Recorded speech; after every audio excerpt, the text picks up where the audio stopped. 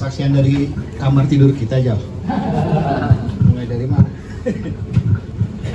Oke, selamat ulang tahun. Orang yang ngeracunin saya buku nih.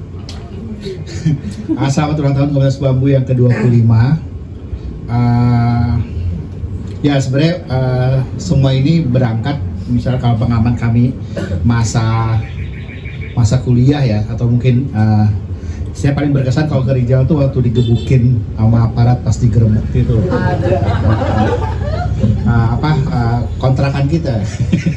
Nah, tapi itu enggak. Tapi pada dasarnya ya kenapa kita didatangi aparat, karena ada banyak bacaan di tempat kita. Secara sederhana seperti itu, ada bacaan-bacaan yang kita simpan menjadi bahan referensi kita. Mungkin kalau ditanya, ini buka semua aja.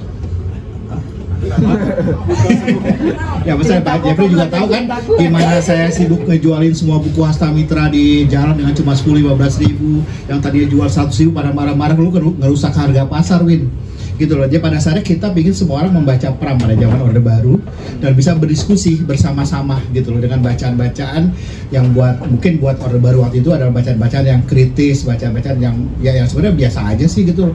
Nggak bosan apa baca Pram gitu. Mungkin orang kan kalau kesannya keren pada udah baca buku ketiga keempat udah bosan gitu loh. Tapi secara umum mungkin balik lagi ke Rijal, saya ingat banget lembaga yang didirikan oleh Rijal waktu kita sama-sama di Sastra UI, namanya Kompas R. Kompas R. Nah, ya Jul, mana Jul? Jul, ada Juliantoro di sini, redaktur Tempo. Maksudnya Kompas R itu kalau gue sih tepat itu Kompas.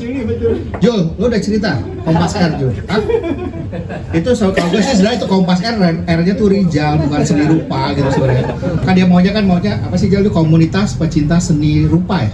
Ya, itu kan lu yang bisa bikin Kompas Ya, tapi kan akhirnya R-nya tuh Rijal ujungnya gitu. Tapi kalau Kobam nggak ada Rijal ya sih.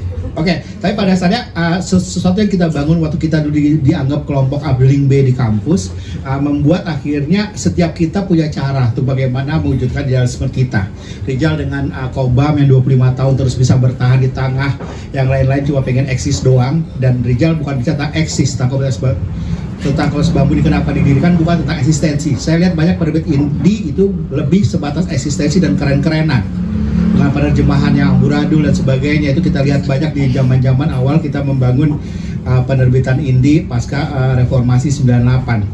Nah, tapi yang menarik Rijal adalah bagaimana memberi dampak. Jadi Komunitas Bambu ini sebenarnya bagaimana memberi dampak ke banyak pihak untuk mewarnai proses tumbuh kembang bangsa ini ke depan.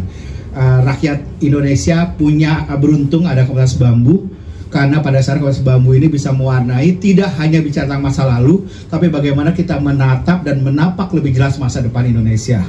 Dan salut buat Komunitas Bambu, terima kasih ada di tengah-tengah kita semua. Terima kasih.